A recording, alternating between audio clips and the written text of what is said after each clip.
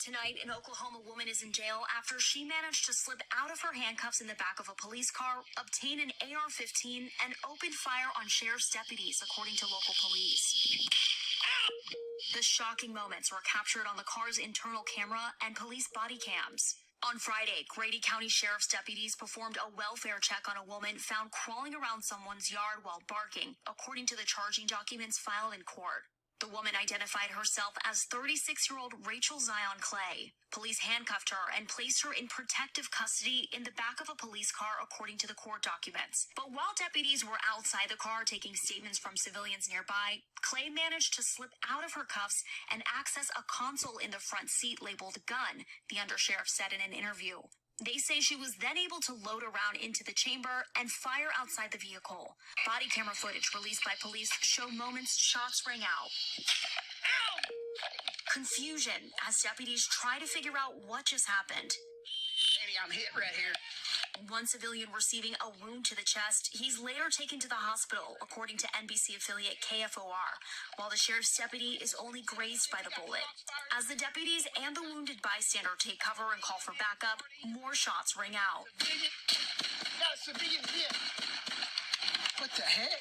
Law enforcement expert Cheryl Dorsey weighing in on the incident. Sometimes women are smaller frame and they have the ability to slip their hands through the cuff, even though the cuff may itself be locked. With the arrival of backup begins an hours-long standoff as Clay barricades herself in the police car, refusing to emerge. After 3.5 hours of negotiations with police and the deployment of an armored breaching vehicle, the woman finally surrenders. If it means saving a life, you take as much time as you need in order to bring this tactical situation to a successful conclusion. Court documents from her arraignment on Monday include notes she allegedly managed to write while barricaded, revealing her disturbed state of mind. Efforts to reach Clay were unsuccessful, and she was not represented by an attorney at her initial court appearance. And it was a compilation of errors. I get that you want to have easy access to a AR-15, but not when you have a suspect in your vehicle. Another officer could have and should have been monitoring visually the suspect who was seated behind the car. Clay was charged with 3 counts of shooting with intent to kill, and according to court documents, is currently being held on $1 million bail. All right, Maya Eaglin joins us now here in studio. So, Maya, is the Sheriff's Department going to do anything different now? Because obviously this woman seemed to get there pretty fast. Right, so they're actually going to remove that console labeled gun, and they're going to find a new location for those extra weapons and also provide some additional training for their staff.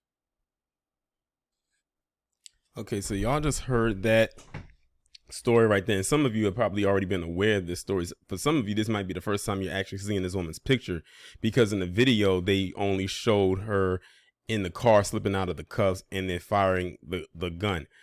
That is some wild stuff right there. I can honestly say I don't think I've ever seen anything quite like this before in my life, even, you know, on or outside of the commentaries that I do. So this woman, whose name is Rachael Clay, you know, they brought her in for some charges that had nothing to do with what she eventually would go ahead and do. She's handcuffed into the vehicle. The one major mistake that these incompetent cops made was being too far away from her when they was getting information. Like, if you saw how they were standing, they were kind of far away from the truck that she was in. They were nowhere near it. So there was no way that they could have seen her slipping out of the cuffs and then reaching to get that AR-15. They were like in a grassy area, like I think under a tree, and she was on the road, which was a few feet away.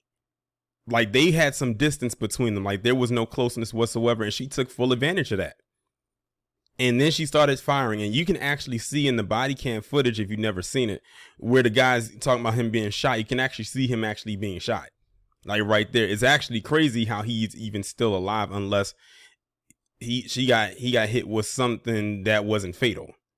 But I think I did see like a speck of blood on his shirt from the video that I did see of the incident itself. But then when they finally go over there, she fires more rounds. Like, you can hear it in the video or in audio that she fired more rounds. Then what turned into what could have just been a quick pickup to get her and take her to wherever they were going to take her, turned into a whole standoff. Like, they ended up having to call in more police, because in the video, they had to call in more police to come and deal with this woman who barricaded herself into this truck with this AR-15. Now, clearly, we see the obvious. She is a white woman. Remember, I just did the video about Megan Smith. She was the last white woman I talked about who ended up getting into a shootout with the police. And now we have this woman right here, and she barricaded herself inside of the last place they probably would figure a shootout would ensue. But that was incompetence on their part. This was more of their error than anything. I gave you the first one of them being too far away from her when they had her detained, like her slipping out of the cuffs. And then you heard the explanation that the woman gave that most women are smaller frames, so it's easier for them to slip out of the cuffs than opposed to a guy. So even if it's locked, she can easily slip out. And you can see her like literally slithering out of it, reaching to the front, getting the AR-15, sticking it out the window, and begins to fire as if she was some kind of a sniper, and just went crazy with it. Now, of course, you can look at her right here. This is the mugshot. This is after they took her in, much like Megan Smith, again, and all of her PC counterparts. No damage to her. None. As a matter of fact, I think when they detained her and like actually had her on the ground after they finally got her out of the truck, I think she was holding something in her hand. It looked black. I think it was a dog. I don't know where in the world she got a dog from, but that's what she was holding in her hands because it looked furry and it had 4 legs. But they finally actually got her with, you know, of course, without doing any other physical harm to her, as you can clearly see.